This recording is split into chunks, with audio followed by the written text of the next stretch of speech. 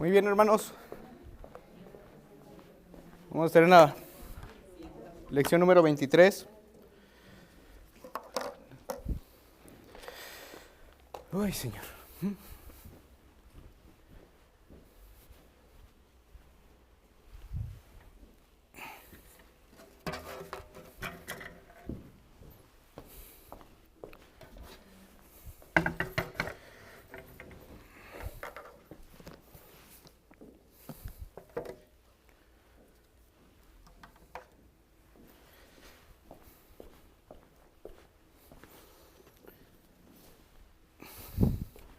Página 159.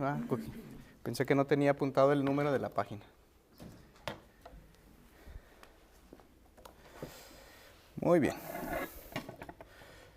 Vamos a estar hoy en la página 159. Vamos a tratar lo que es el tema de el juicio final del impío. Y de hecho no sé por qué dice del impío si trata de los que no son impíos también. Bueno, todos somos impíos, al final de cuentas. Ok, entonces vamos a orar para dar principio a esta clase. Señor, te damos gracias, Señor, por este día que nos has permitido vivir. Señor, te damos gracias por tu misericordia y tu gracia que has tenido para cada uno con nosotros, Señor. Y te estamos agradecidos porque el día de hoy nos permites estar aquí, Señor, para poder escudriñar tu palabra, Señor. Permite que no salga de mi boca nada que no edifique a mis hermanos, Señor, nada que no sea más que tu palabra, Señor. Y pues también te pido por cada uno de mis hermanos que está aquí, Señor, que les des un corazón y una mente entendida para tu palabra, Señor, y que todo esto nos ayude, Señor, a poder adorarte de una mejor manera, Señor, y poder vivir una vida que te agrada, Señor. Nuevamente te agradecemos en el nombre de tu Hijo Jesús. Amén. Ok, entonces vamos a estar en la página 159 y entrando a lo que es nuestra introducción.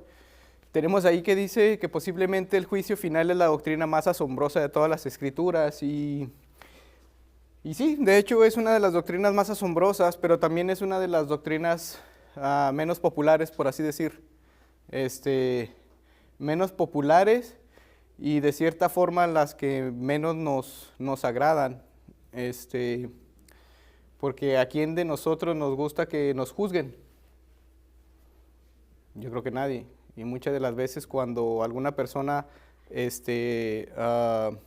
emite un juicio sobre nosotros de cualquier índole, pues muchas de las veces sacamos la típica excusa de quién es para juzgarnos, ¿no?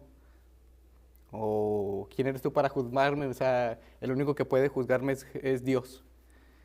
Y ante esa respuesta debería de darnos más temor que el Señor nos juzgue, porque como hemos visto nosotros a través de las lecciones, entendemos que nuestro Dios es un juez justo y que no pasará por alto el pecado.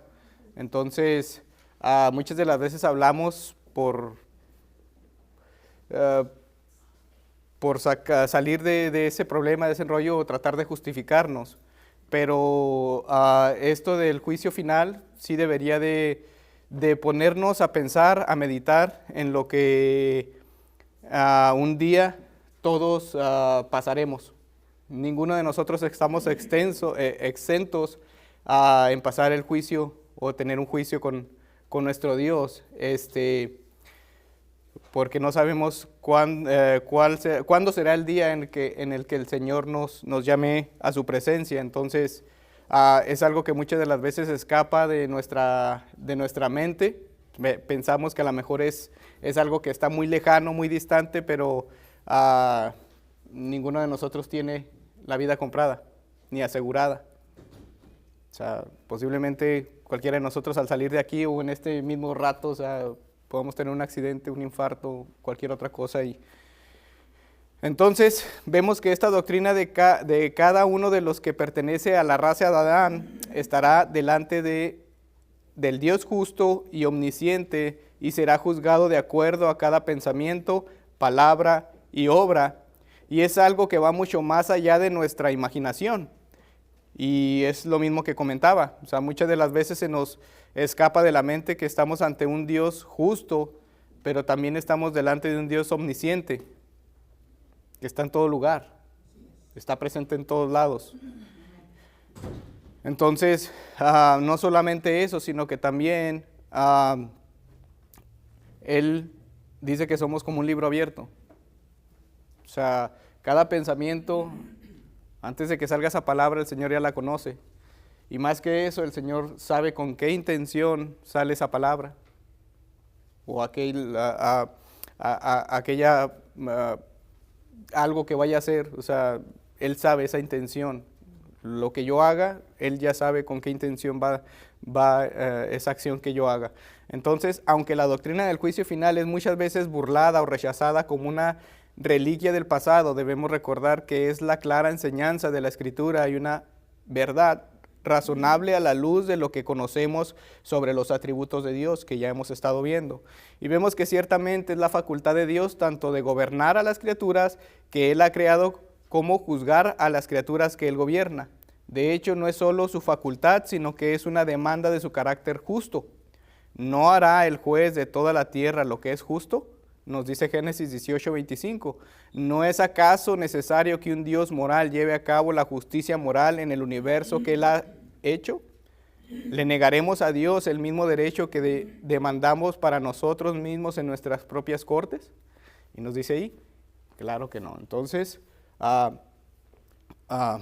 vemos que también el juicio es una doctrina fundamental de las Escrituras y que es imposible abrazar la inspiración divina y la infalibilidad de la Biblia sin abrazar la doctrina del juicio final y la condenación eterna del impío.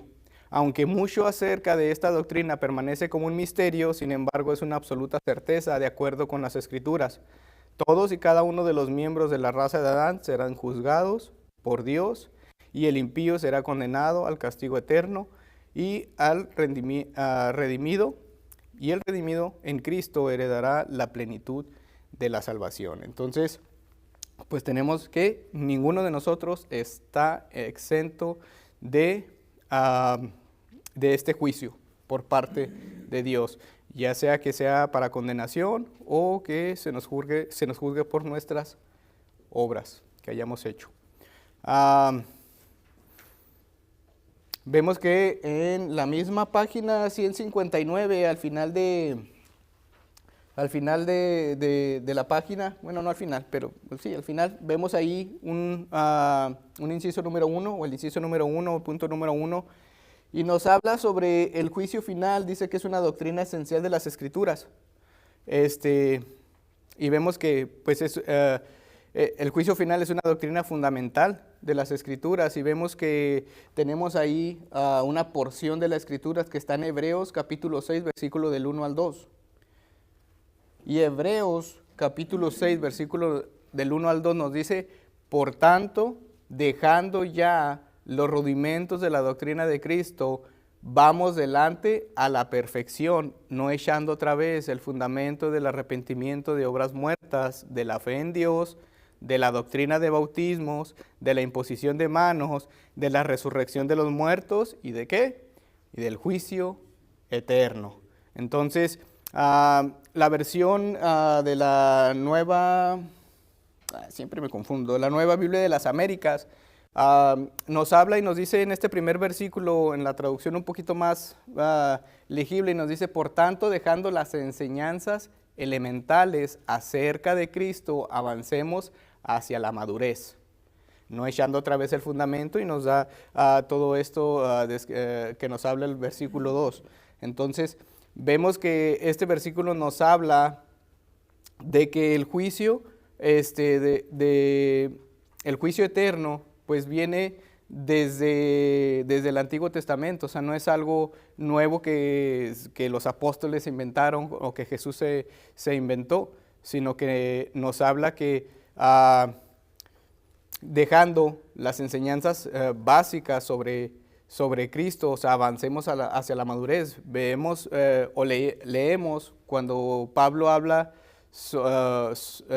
a la audiencia, y digo Pablo como si estuviera diciendo que Pablo escribió, disculpen, la carta de Hebreos, hasta ahorita se desconoce el autor, pero varios comentaristas hacen alusión de que posiblemente fue Pablo quien escribió la carta de los Hebreos. Entonces, estoy dando por sentado de que fue Pablo. Entonces, el autor de Hebreos menciona que en el capítulo 5 y les habla a los hebreos y les dice que pues ya deberían de estar a cierta madurez, o sea, ustedes ya teniendo este tiempo, o sea, ya deberían de alcanzar esa madurez en Cristo, pero todavía tienen necesidad de leche, o sea, ¿qué está pasando?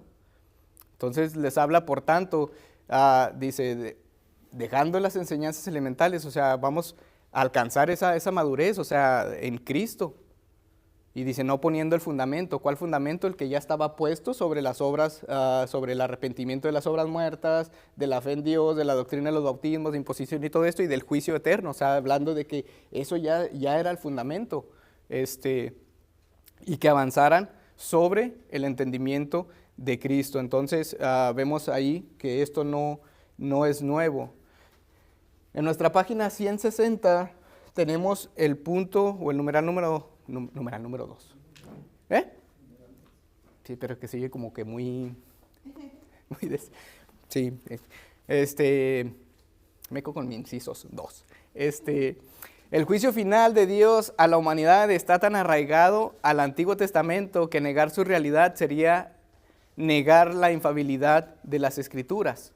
Entonces sería decir, no, pues es que la Biblia se está equivocando porque yo pienso que el infierno no existe, entonces pues creo que eso no sería muy sensato de nuestra parte, o de cierta forma pues sería como esa alusión que hacen, ¿no? Como si fuera un buffet. Yo agarro lo que quiero de la Biblia, lo que me gusta y lo que no, pues ahí lo voy dejando a un lado, ahí lo rechazo. Entonces tenemos este punto y vemos que el concepto del juicio final en el Antiguo Testamento se desarrolla gradualmente. Inicialmente se presenta a Dios como el juez supremo que juzga con justicia y verdad. Y el juicio en el Antiguo Testamento se enfoca principalmente en la preservación del pacto de Dios, castigando a los enemigos y librando a su pueblo. Los profetas enfatizaron el aspecto moral, advirtiendo que tanto Israel como las naciones paganas serían juzgadas en el día de Jehová. Daniel amplía esta visión describiendo el reinado eterno del Hijo del Hombre y la condenación de los malvados. En la literatura intertestamentaria, el concepto evoluciona hacia un juicio universal que incluye a justos e impíos. Entonces, vemos aquí en estas porciones y vamos a ver cómo nos habla en estas porciones sobre el juicio de Dios en Salmos, y luego al finalizaremos en Eclesiastés. Salmos 96, versículo del 10 al 13. Salmos 96, versículo del 10 al 13 nos dice, decid entre las naciones, Jehová reina. También afirmó el mundo y no será conmovido. Juzgará a los pueblos en justicia, alégrense los cielos y gócese la tierra, bramad el mar y su plenitud, regocíjese el campo y todo lo que en él está. Entonces todos los árboles del bosque rebosarán de contento, delante de Jehová que vino, porque vino a juzgar la tierra, juzgar al mundo con justicia y a los pueblos con su verdad. Entonces tenemos esa porción de Salmos y nos habla sobre esto, sobre Dios juzgando, y de cierta forma lo que habla el Nuevo Testamento sobre que la naturaleza gime porque desea que este juicio. Entonces vemos que aquí dice, alégrese los cielos, gócese la tierra, brame el mar y su plenitud, y regocíjese el campo y todo lo que en él está. Entonces todos los árboles del bosque rebosarán delante de Jehová que vino, porque vino ¿a qué? A juzgar la tierra. Vamos a ver también Salmos. Salmos capítulo 9.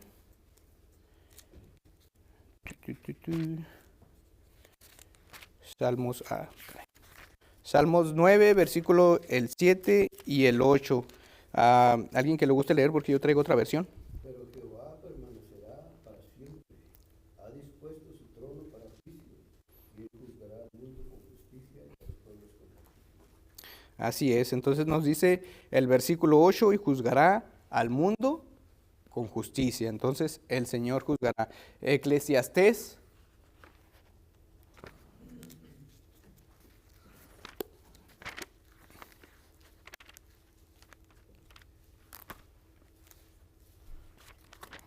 Eclesiastés 3:17. ¿Alguien que le guste leer? Lo leo. Dice, y dije yo en mi corazón, al justo y al impío juzgará Dios, porque allí hay un tiempo para todo lo que se quiere y para todo lo que se hace. Así es, al justo como al impío juzgará Dios. Entonces aquí vemos en Eclesiastés como nos dice el predicador que básicamente el Señor juzgará al impío como al justo. A los dos los juzgará el Señor. Entonces vemos que nadie va a escapar sobre este juicio. Y recordando sobre estos juicios que nos hablan, estos juicios venideros, recordemos que también el Señor en el Antiguo Testamento, pues básicamente también hizo juicios instantáneos, o sea, en el momento, por así decir. O sea, y tenemos estos recordanzas de lo que pasó en el diluvio.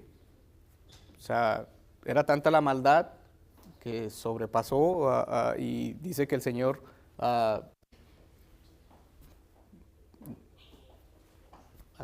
mató básicamente a todas estas personas en el diluvio, o sea, las eliminó. Tenemos el caso de Sodoma y Gomorra, que también, o sea, el pecado también era excesivo, ¿cómo se podría decir? La inmoralidad, y el Señor omitió juicio.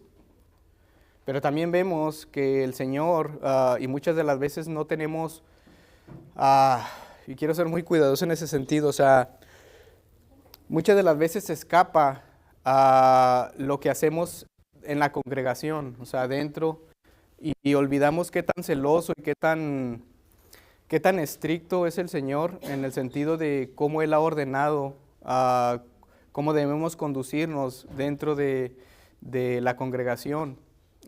Más adelante lo voy a tocar en el Nuevo Testamento, pero muchas de las veces se nos olvida o se nos escapa que debemos de tener un momento solemne y de respeto dentro del templo.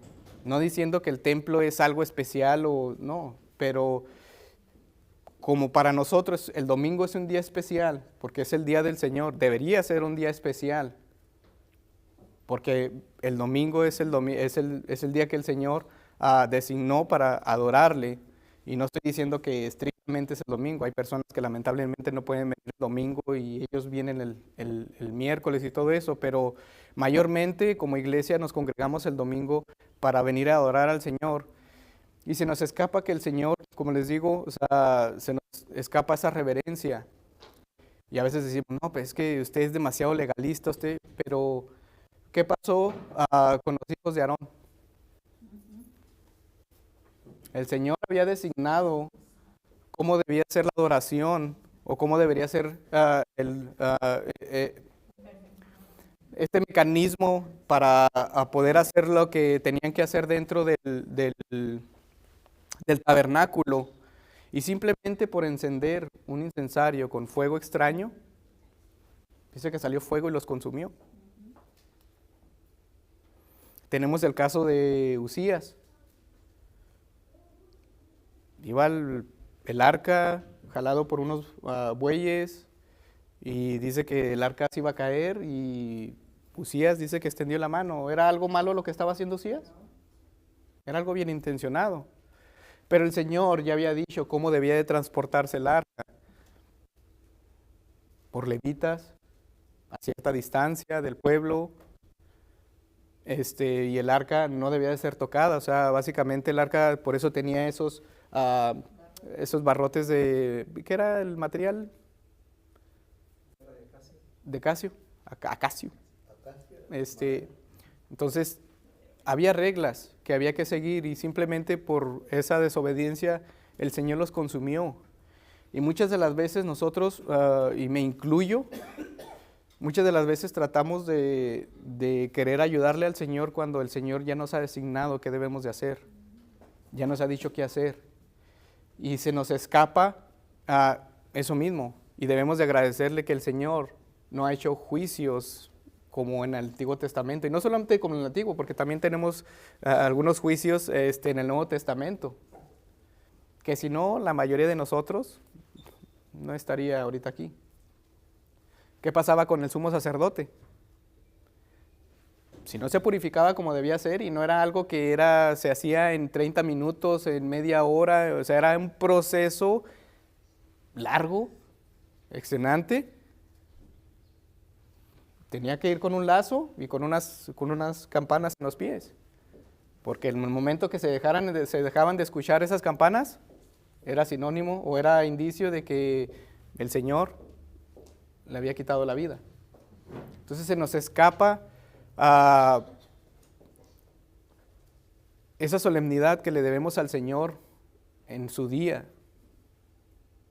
de poner esa diligencia para poder yo hacerlo mejor que el Señor me dio en mis capacidades. Pero muchas de las veces queremos hacer las cosas al ahí se va, o porque se oye bonito, o porque le agrada a la gente, y lo hago por esa misma intención, cuando el Señor ya ha dicho cómo quiere las cosas. Y Santiago en el capítulo 3 nos habla y nos dice: no se hagan maestros muchos de ustedes, porque van a tener una condenación más severa. Y eso debería de ponernos a temblar. Y no solamente aplica para los maestros, aplica también para los que están aquí enfrente. Porque la música, a pesar de que es música, también contiene y debería contener teología o música acorde con la Biblia. Pero muchas de las veces nos gusta, igual que como aquellas personas que predican y predican cosas muy que no, es que el Señor te va a traer bendición y prosperidad y todas estas cosas para, como dice, lavar el oído o estas palabras lisonjeras.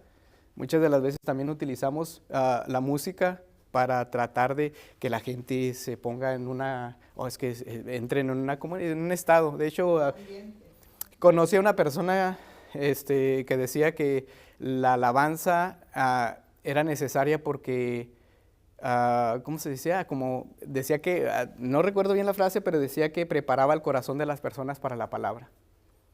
Y yo, ok, o sea que tú haces la acción del Espíritu Santo, o sea, ahora resulta que la alabanza es esto. No, la alabanza se supone que debe servir para glorificar y exaltar el nombre del Señor, no lo que yo pueda hacer. ¿Qué es lo que leemos en los Salmos? Señor, tú eres grande, eres fuerte, eres poderoso.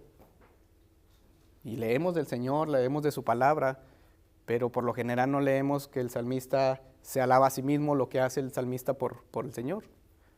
Entonces, en general, tanto el predicador como los que están enfrente tienen una responsabilidad muy grande, y olvidamos que el Señor es un Dios justo y que cada quien va a tener un juicio delante del Señor. Pero no solamente eso, sino que aquellas personas que expresan la palabra del Señor van a tener un juicio, una condenación más severa, y eso debería de darnos temor, en el sentido un temor reverente, no un pavor. Entonces, entendiendo eso, deberíamos de meditar y sopesar eso.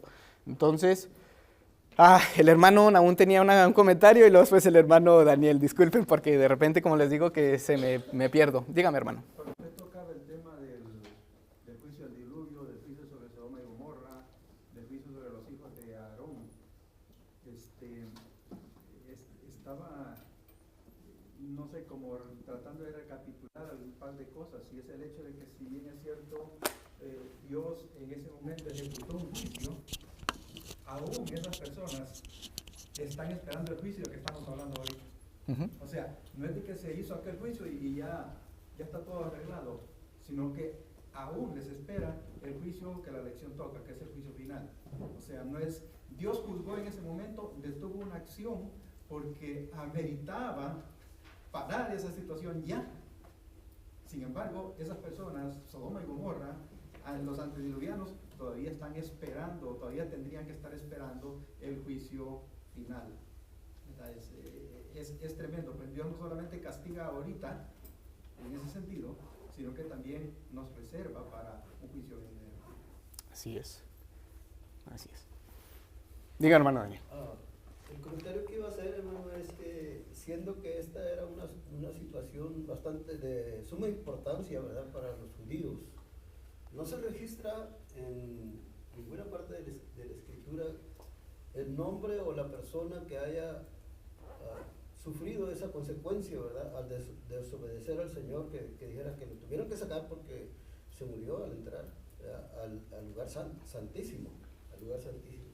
Como también, mi hermano, ahora en nuestro día, las personas que se atreven a decir, mira, si no te arrepientes te vas a ir al infierno, y predican fuerte, ¿ya?, pensando o están espantando a la gente para que se arrepientan, ¿ya? Y esa no es la manera de que la gente se arrepienta por temor, por miedo, sino por el amor del Señor, la misericordia del Señor. Eso es lo que debe motivar a la persona a decir, yo quiero aceptar a Cristo. No decir, yo no me quiero ir al infierno, porque eso no va a hacer ninguna diferencia en la vida de ellos, ¿verdad? Empezar una vida nueva en Cristo Jesús, eso sí va a ser válido delante de la presencia de nuestro Dios. Teniendo en cuenta, mis hermanos, también, y qué bueno que lo mencionó, ¿verdad?, en la lección. El juicio dice, para buenos y para malos. O sea, no dice, no, nomás los que no se acercaron a Cristo, no, nomás los que nunca aceptaron a Cristo, los que nunca escucharon al Evangelio. No, sí, también ahí, ¿verdad?, aquellos que habiendo escuchado la palabra de Dios y que no se arrepintieron de sus pecados, va a haber un juicio, va a haber un juicio. Así es. Y esas son dos vertientes de lo mismo. De hecho, o sea, ni es tan bueno un lado como el otro, o sea, porque, como dice usted, o sea, tratar de atemorizar a la gente para que venga a los pies de Cristo, pues no es lo correcto. Y de igual forma, pues ahora mucho utilizan, no, ven a Cristo y todo se va a solucionar y todo va a estar bien y todo es color de rosa. Pues también es la otra cara de la moneda. Lo bueno es que no han escuchado o cuando tengan tiempo escuchen Pecadores en manos de un Dios airado. Y esa predicación de John Bunyan está tremenda en su tiempo. Fue una de las mejores predicaciones y hasta la actualidad, o sea, se sigue escuchando. Dígame, hermano. Solo una palabrita de precaución. El hecho de hablar a las personas, de llamar a las personas al arrepentimiento, no tiene la idea de meter a las personas en miedo. De hecho, el arrepentimiento es esencial y es un resultado, en cierto modo, ya de la regeneración. O sea, la Biblia es bien clara cuando dice que si una persona no se arrepiente, va a ir al infierno. Y ese no es un invento de los predicadores. Por ejemplo, Lucas 13:3, os digo, no, antes si no os arrepentís, todos pereceréis igualmente. El Señor no retarda su promesa, Pedro, según algunos la tienen por tardanza, sino que es paciente para con nosotros, no queriendo que ninguno perezca, sino que todos procedan al arrepentimiento. Sin arrepentimiento, por mucho que digamos amar a Dios, no hay salvación. Así es. De hecho, no recuerdo en qué predicación hablaba y no recuerdo el predicador y decía esto mismo. O sea, si tú, y va acorde más o menos a lo que decía nuestro hermano Daniel, si tú amas a Cristo o vienes a la iglesia por temor de ir al infierno, entonces estás haciendo las cosas equivocadamente, por el motivo equivocado, pues. O sea, nosotros adoramos al Señor o proclamamos a Jesús porque entendemos que somos pecadores. O sea, y lo que dice nuestro hermano es un acto de arrepentimiento, entender que somos pecadores y que gracias a la justicia de Cristo, pues somos salvos gracias a Él. Entonces, avanzando, y no sé por qué no avanzó esto. Entonces tenemos nuestra página, vamos a dejar algunos versículos porque hablan del mismo hecho sobre el juicio en el Antiguo Testamento, pero ahora en la página 161, en el inciso número 3, tenemos ahí que dice que es importante entender que la verdad del juicio final no es meramente una doctrina del Antiguo Testamento, sino que también es algo que leemos en el Nuevo Testamento. Y Romanos capítulo 14, versículo del 10 al 12, nos dice también esto: pero tú, ¿por qué juzgas a tu hermano? O también, ¿por qué menosprecias a tu hermano? Porque todos compadeceremos ante el tribunal de Cristo, porque escrito está: vivo yo, dice el Señor, que ante mí se doblará toda rodilla y toda lengua confesará a Dios, de manera que cada uno de nosotros dará a Dios cuenta de sí. Entonces vemos que cada uno de nosotros estará ante Dios y responderemos no solo como estamos sirviendo al Señor, sino también de cómo tratamos o nos tratamos los unos con los otros. O sea, vamos a dar cuentas delante del Señor. Y los versículos anteriores hablan sobre eso, sobre personas que estaban omitiendo juicios sobre las personas que no estaban,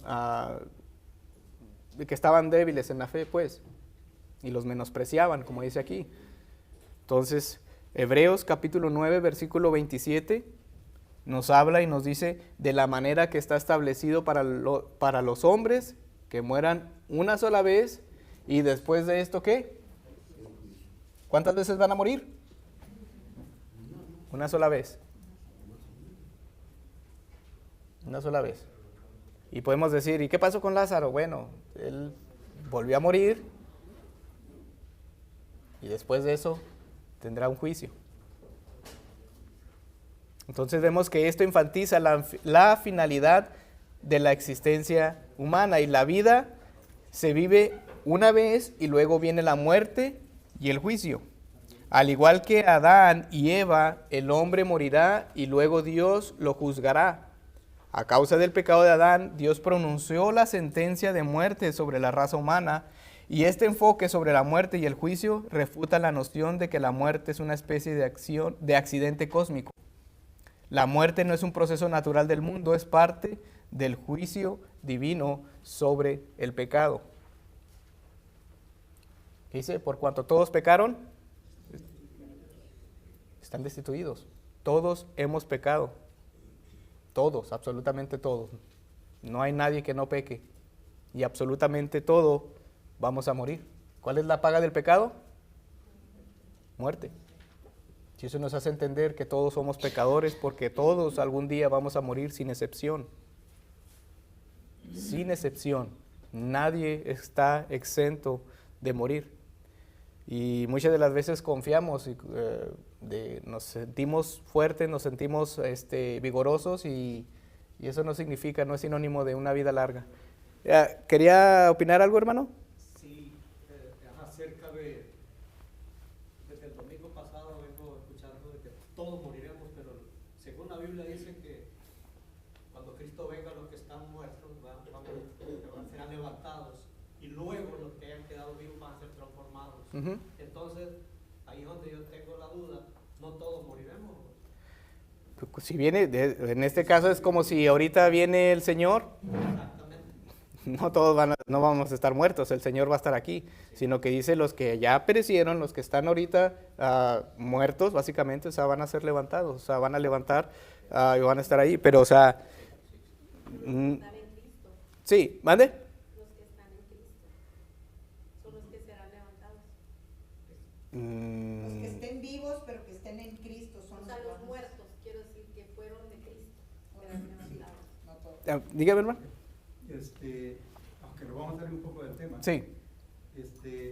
Lo que la Biblia nos enseña, por ejemplo, en Corintios, Pablo hace uso de esta figura cuando dice de que no hay una forma que el cuerpo natural, físico nuestro soporte, por así decir, los juicios que están por venir en la condenación del hombre, o aún en la misma vida eterna del hombre. No estamos nosotros físicamente preparados para eso. Entonces Pablo dice, mire, se siembra cuerpo Corruptible. animal, que por cierto lo estuvo tocando el hermano Álvarez, se siembra cuerpo animal, resulta un cuerpo espiritual, o sea, no es el mismo cuerpo. En ese sentido, todos necesitamos ser transformados en el momento de la resurrección, sea para condenación eterna, necesitamos ser transformados para poder sufrir eternamente el castigo del infierno, o para vida eterna, necesitamos ser transformados para poder estar eternamente con Dios. Ahora bien, lo que Hebreos 9:27 está diciendo no es de que todos vamos a morir. Lo que Hebreos 9:27 está diciendo de que después de la muerte hay juicio. O sea, no hay la idea, y perdonen que tal vez ustedes digan, bien, nunca me lo han explicado así, no sé, pero no hay la idea de que yo muero y todavía tengo oportunidad para arreglar mi situación delante de Dios. No, murió, amigo, le espera juicio. ¿Sí me explico? No Sí. está diciendo Hebreos 9:27, todos necesariamente van a morir. Hebreos 9:27 dice que todos los que han muerto van a ir a juicio. No es una condición para el juicio. No es una condición, porque allá tenemos a Elías, allá tenemos a Enoc, no murieron, ¿verdad? Entonces, no está diciendo Hebreos 9:27, todos necesariamente van a morir. Ahora, ¿por qué hablamos de transformación? Pues ya lo expliqué antes. Lógicamente, cuando Cristo en su venida, el que esté vivo no va a tener, ok, te tiene que morir ahorita porque si no, hay una vez juicio. va a ser transformado, así lo dice Pablo en Tesalonicenses. Igual pues va a ser con la segunda resurrección, que es la resurrección para condenación, de que nos habla Apocalipsis, o sea, el cuerpo tiene que ser transformado. Así es. Entonces espero y haya quedado claro, o sea, esta muerte de la que nos habla no es una condición de que se tenga que cumplir para este juicio, sino que dice, como dice el hermano, o sea, a todos vamos a morir y después de esto viene el juicio. O sea, avanzando. Y si avanzamos, adelanté el punto número 6 que está en la página 164. En la página 164 tenemos este versículo de Apocalipsis, que es Apocalipsis capítulo 20, versículo del 11 al 15, y nos habla precisamente de que aquí se encuentra, o este pasaje es el más descriptivo en las Escrituras respecto al juicio final. Y si vamos a Apocalipsis capítulo 20, versículo del 11 al 15, ¿alguien que lo guste leer? Dice, y vi un gran trono blanco que estaba sentado en él, delante del cual huyeron la tierra y el cielo, y ningún lugar se encontró más para ellos. Y vi a los muertos grandes y pequeños de pie ante Dios, y los libros fueron abiertos, y otro libro fue abierto, el cual es el libro de la vida, y fueron juzgados los muertos por las cosas que estaban escritas en los libros, según sus obras. Y el mar entregó los muertos que había en él, y los muertos, y el Hades entregaron los muertos que había en ellos, y fueron juzgados cada uno según sus obras. Y la muerte y el Hades fueron lanzados al lago de fuego que esta es la muerte segunda. Y el que no se halló inscrito en el libro de la vida fue lanzado al lago. Muy bien. Entonces, tenemos allí esa descripción, y en el versículo 11 dice, y vi un gran trono blanco, y el que estaba sentado en él, delante del cual huyeron la tierra y el cielo, y ningún lugar se encontró para ellos. Y entonces tenemos aquí esta descripción, y nos dice cómo es que se describe a Dios y el trono de Dios en el versículo 11, cómo se presenta la grandeza y la santidad de Dios. Entonces, ¿qué es lo que vemos? ¿Cuál es la descripción de este trono de Dios? ¿Cómo nos dice que es? Nos dice que es blanco y que es un gran trono. Y vemos que la descripción del trono va precedida de dos adjetivos, que es ¿qué? Grande y blanco. Y vemos que este adjetivo que utiliza en torno a lo que es grande es la palabra griega megas. Y en Apocalipsis, es mega, perdón, y en Apocalipsis se utiliza 80 veces esta palabra que hace o que la utiliza para denotar algo que es grande por sobre todas las cosas. El trono es blanco y vemos que representa también esto, la pureza y la santidad del Señor. Entonces vemos que si queremos, sí, o sea, describir de cierta forma esto, vemos que también podría decirse que caracteriza la justicia divina por encima de todo y que caracteriza este trono grande, dice. Es un trono grande. Y vemos que también es un trono blanco, que es lo mismo, que está libre de imperfecciones, que ninguna mancha amancilla lo que es la blancura de la justicia perfecta de Dios. Entonces tenemos aquí estas descripciones que nos hablan de este trono. Entonces, otra de las cosas que vemos es que Juan también describe a Dios y evita referirse a Él por nombre. Y vemos que esto es un estilo típicamente judío. Lo circunscribe con las palabras al que está sentado en el trono. Y Dios vemos que es demasiado asombroso y como lo hemos visto, como para describirlo en términos humanos. O sea, que Juan nos pueda describir a Dios, o sea, en términos humanos es imposible. Entonces, otra de las cosas que vemos es que nos habla de que aquel que está sentado en el trono, delante de qué, del cual huyeron la tierra y el cielo, y ningún lugar se encontró para ellos. Entonces, vemos que de cierta forma nos habla de esa imponencia del Señor ante la creación. Dice que aquel que se sienta en el trono es omnisciente, omnipotente y omnipresente, y uno no puede evitar la presencia de un Dios omnipresente ni refugiarse de un Dios omnisciente y omnipotente. Y es algo que también deberíamos tener claro. El versículo 12 nos dice: y vi a los muertos, grandes y pequeños, de pie ante Dios, y los libros fueron abiertos, y otro libro fue abierto, el cual es el libro de la vida, y fueron juzgados los muertos por las cosas que estaban escritas en los libros, según sus obras. Y el mar entregó los muertos que había en él, y la muerte y el Hades entregaron los muertos que había en ellos, y fueron juzgados cada uno. Y nos dice aquí el inciso número B, que nos dice quiénes están delante del trono de Dios y quiénes estaban delante de Dios. Grandes y pequeños, nos dice la Escritura. Dice, ¿se escapa alguien de la visión? No hay nadie. ¿Por qué? Porque todos vamos a llegar a este destino final, que es la muerte. Vemos que los muertos están delante del trono de Dios. Todos los que han muerto desde que Dios lanzó su maldición sobre la raza humana se presentarán delante del juez de toda la tierra. Lo mismo que nos decía nuestro hermano. Aquellas personas antidiluvianas, no es que el Señor ya los juzgó y ya se acabó, no.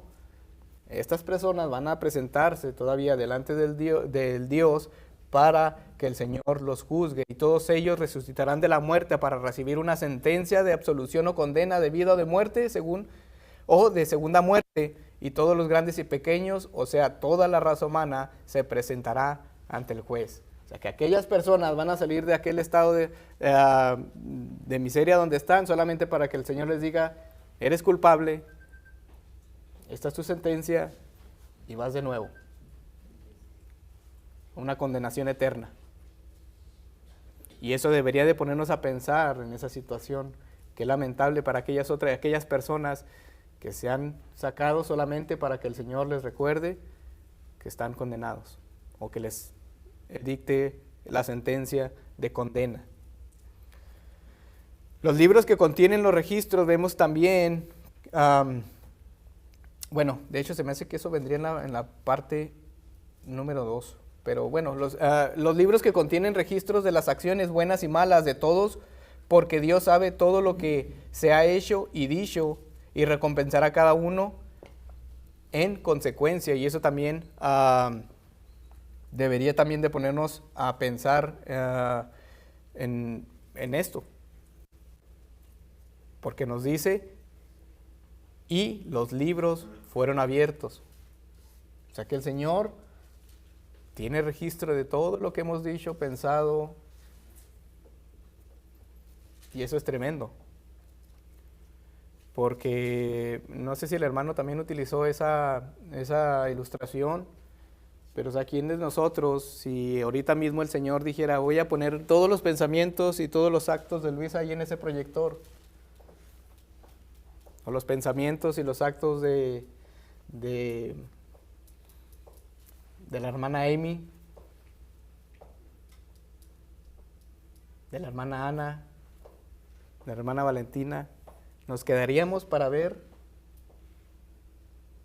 cada uno de mis actos que yo he hecho durante mi vida?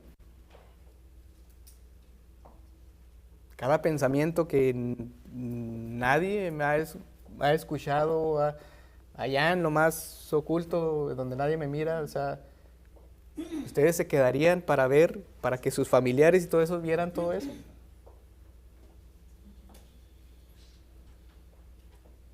Lamentablemente el Señor sí los conoce. Así es.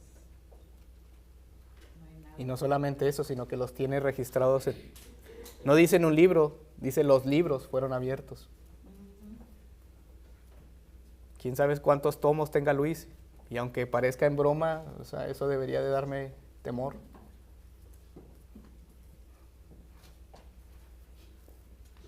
Y dice otro libro fue abierto, el cual es el libro de la vida. Entonces, vemos que estos son los propósitos de los libros y Pablo nos da una respuesta diciendo por qué es necesario que los libros, es necesario que todos comparezcamos ante el tribunal de Cristo para que cada uno reciba lo que le corresponde según lo bueno o lo malo que haya hecho mientras vivió en el cuerpo. Y eso está en 2 de Corintios capítulo 5, versículo 10. Aunque los creyentes son responsables por sus acciones, son perdonados gracias a Cristo, pero los que han rechazado a Cristo deben rendir cuentas de sus palabras y acciones que testifican en contra de ellos. Y para los creyentes, la gracia de Dios va acompañada de responsabilidad humana, pero Pablo exhorta a sus lectores a que lleven a cabo su salvación con temor y temblor, pues Dios es quien produce en ustedes tanto el querer como el hacer para que se cumpla su buena voluntad. Y eso está en Filipenses.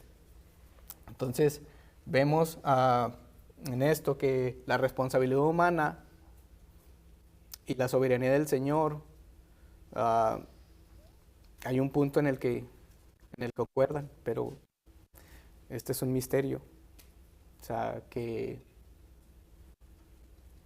no entendemos. Y sin embargo está en la Escritura. Entonces, cada uno de nosotros va a dar cuenta por lo que hayamos hecho en vida. Y es algo que ya expliqué aquí, que fue esto mismo. ¿Cómo serán juzgados los hombres? Por las cosas que están escritas en los libros. ¿Cuál es la base del juicio? Las obras. Y no sé si lo tengo bien, si estaban al revés o de sino que dije, no, pues me imagino que esa es el orden. ¿Y es un juicio minucioso? Claro que es un juicio minucioso porque dice que los libros fueron abiertos. No es como el otro que dice el libro fue abierto, en el cual es el libro de la vida, sino que dice los libros fueron abiertos. Entonces, es un juicio minucioso en el cual el Señor va a poner ahí, mira, aquí están las pruebas. No hay manera de refutarle. Y muchos, quisiera decir que muchos de nosotros, si no es que todos, no vamos a tener palabras para poder excusarnos delante del Señor. Pero recordaba a R.C. Sproul cuando hablaba y mencionaba que hay personas que van a estar tan molestas con el Señor que, o sea, en ese mismo acto van a estar tan enojados con el Señor porque el Señor los va a condenar. Entonces, pues habrá algunas personas que agacharemos la cabeza y algunas otras personas que van a de cierta forma pelear con el Señor. Entonces, vemos que aparte del hecho de que multitudes de pecadores están frente al tribunal de Dios, examinará con cuidado los registros de cada persona y se pronunciará el veredicto de inocencia o culpabilidad. Y no hay tiempo ni ese lugar para arrepentimiento, porque esto forma parte del tiempo cósmico. Los veredictos son irrevocables. Ahí no va a haber con que, Señor, perdóname, me arrepiento. O sea, ahí ya el veredicto va a ser inocente o culpable. Y versículo 14 y 15, y la muerte y el Hades fueron lanzados al lago de fuego, y esta es la muerte segunda, y el que no se halló inscrito en el libro de la vida fue lanzado al lago de fuego. ¿Cuál es el destino de toda persona que rechaza a Jesucristo y es juzgada de acuerdo a sus propias obras?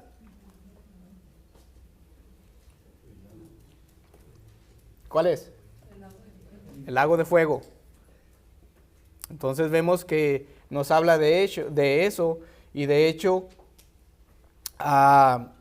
es tan tremendo, o sea, en ese sentido.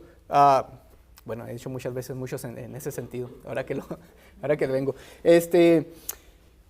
Tenemos también que nos habla de la muerte, y la muerte y el Hades fueron lanzados al lago de fuego, y aquí nos hace esta alusión de que ahora ni la muerte ni el Hades tienen potestad o autoridad sobre nosotros, por así decir.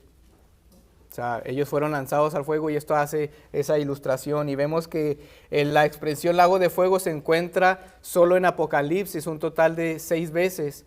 Y Juan explica el significado de esta frase al identificar con la segunda muerte. Entonces tenemos eso. Pero lamentablemente hay personas que no creen en esto, y de hecho tenemos a una persona conocida de una religión, bueno, de una secta, no es religión, de una secta, y la señora Elena White dijo lo siguiente: cuán repugnante a todo sentimiento de amor y de misericordia y hasta nuestro sentido de justicia es la doctrina de la cual, después de muertos, los impíos son atormentados con fuego y azufre en un infierno que arde eternamente, y por los pecados de una corta vida terrenal deben sufrir tormentos por tanto tiempo como Dios viva. Y esto viene en el Conflicto de los Siglos, en la página 590. Entonces, según esta opinión, la doctrina del mismo carece de amor y misericordia y justicia. Para ella, según esto, es repugnante que un Dios emita juicio sobre personas y condenación, porque para ella no existe el infierno. No existía, pues, porque ya tampoco ella existe. Y lamentablemente, si no se arrepintió, pues creo que su duda ya fue despejada, o al menos lo que yo negaba ya no le quedan dudas. Y aunque nos parezca como este personaje que sea algo repugnante, eso no quita el hecho de que el infierno existe. Y mucho, de hecho, no sé si es la que decía que el infierno estaba aquí. Pero para muchos, este será el paraíso que puedan experimentar. La peor cosa que ellos hayan experimentado, eso no se le compara a lo que van a experimentar si no se arrepiente, si no nos hemos arrepentido. Entonces, tener esta idea de que no existe el infierno, pues sería decir que Dios no es justo. Ya a nosotros no nos gustaría que Dios fuera injusto. Así como nos gusta que en los tribunales se haga justicia, se imparta justicia, porque si el juez no imparte justicia, ¿qué es? Es un juez injusto. Del mismo modo, Dios tiene que hacer justicia. Dios tiene que hacer justicia. La hermana creo que iba a comentar algo. Oyendo ese comentario de la persona que está ahí, ahorita en la actualidad muchas personas piensan de esa manera. Yo escuchado cuando dicen, ¿cómo Dios nos va a hacer eso si Él es misericordioso? ¿Cómo nos pueden asustar con eso si Él es puro amor? Entonces muchas personas hablan igual que esa persona. Es imposible porque Dios es puro amor. Sí, y es lamentable porque, como les digo, o sea, no solamente los que están allá afuera, lastimosamente muchas personas dentro de la congregación tienen un mal concepto de quién es Dios. No conocemos al Dios de las Escrituras. Por eso es que se ha venido, hemos estudiado concienzudamente los atributos de Dios y yo esperaría que todos tengamos un concepto y un entendimiento de quién es Dios. Y eso nos ayuda a entender que Dios sí, Dios es amor. Y lo vemos cada día que nosotros nos levantamos y respiramos, vemos la misericordia y el amor de Dios. Pero también tenemos que entender que tenemos un Dios que es justo, un Dios que es santo, que va a hacer justicia y que también es un Dios airado. Y si no lo quiere ver, ahí está el Antiguo Testamento. Y como lo vimos, personas bien intencionadas, que pues nosotros podríamos verlo del lado correcto, el Señor emitió juicio. Incluso hay no me recuerdo en qué Sí. parte está cuando hablaron ellos contra Moisés y la tierra se abrió, ¿verdad? Y solo estaban hablando del siervo. Por eso yo digo, cuidado al hablar del pastor, no vaya a ser que se abra la tierra y vámonos para abajo. No. Bueno, ya hemos hablado también de ese tema sobre, merece respeto, o sea, nuestro pastor merece respeto, nuestros pastores merecen respeto,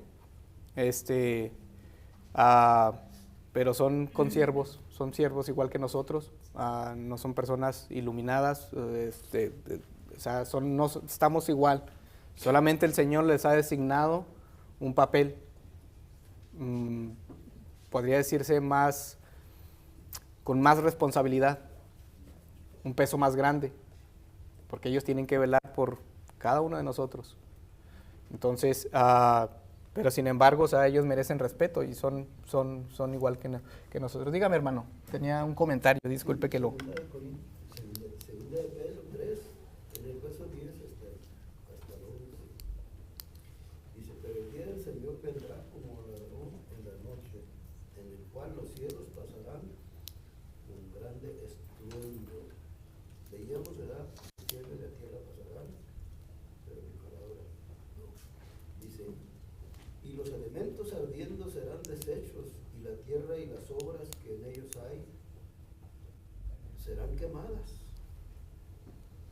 Puesto que todas estas cosas han de ser deshechas, ¿cómo no debéis vosotros andar en santa y piadosa manera? Y el Señor está llamando, el Señor está invitando, el Señor nos está indicando cómo evitar esas cosas. Y si nos toca, ¿verdad? Bueno, pues el Señor tenga misericordia de nosotros, ¿verdad? Y la quemadota que nos vamos a dar. Algo, y para finalizar en ese sentido, anhelemos la venida de nuestro Señor. Debe ser un anhelo esperar al Señor, pero también necesitamos poner diligencias para estar preparados, porque como dice el hermano, nadie sabe la hora. ¿Quién de ustedes sabe cuándo un ladrón va a robar? Dice, no, se me hace que ahorita va, no. Como ladrón en la noche, es inesperado. Así va a ser la venida de nuestro Señor. Pero procuremos estar preparados para cuando el Señor venga, que nos halle, como dice ahí, una novia limpia, pura, que así nos encuentre el Señor. Dígame, hermana.